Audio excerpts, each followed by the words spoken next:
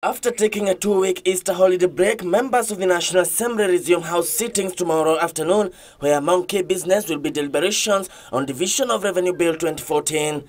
The bill sets to raise county allocations from last year's 190 billion shillings to 226 billion shillings, which is 43% of the national revenue from the constitutional limit of 15%. The bill is, however, bound to stir controversy as witnessed in the last financial year, pitting the Senate and the National Assembly, forcing the Supreme Court to be final arbiter on the matter.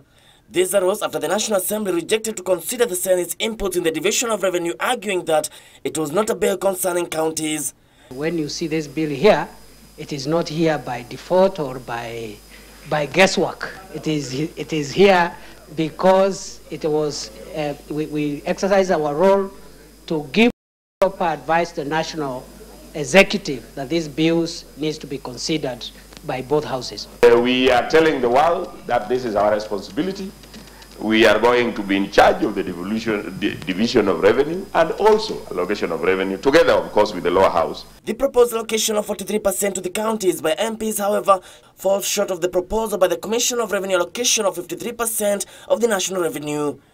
In the proposed bill, which MPs argue is based on the average revenue growth of the county, the legislators have proposed that 7.3 billion shillings allocated for rural electrification be shared equitably between the national government and the counties. But of keen interest will be the National Assembly's intention to slash the 10 billion shillings proposed by the Treasury to be channeled to counties running level 5 hospitals as conditional grants. The budget-making process will also be entering its final stage in the initial stages of the coming session, with the budgets of the national government, parliaments and the judiciary expected to be tabled. The House also resumes its sitting in the midst of concerns of rising insecurity that has seen the government mount countrywide crackdown. MPs may adjourn sittings to discuss the operation after attempts to convene a special sitting did not materialize. It is a sitting that will also put Leader of Majority in the spotlight after a section of MPs threatened to introduce a censure motion following his heavy criticism of the security operation. Na ni mzuri kujua ya kwamba kiongozi wa wengi wakati anatoa matamshi yake lazima akumbuke ya kwamba cheo ambaye amekaria ni cheo ya maana sana katika serikali.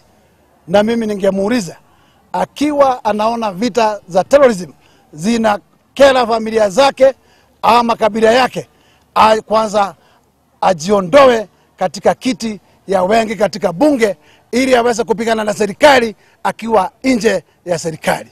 Honorable Duale has failed terribly. He has failed to lead this Jubilee coalition, and I think it is time for us to think otherwise. And if you want to kick him out, it will not last a day to kick him out. Forget about those threats of resigning.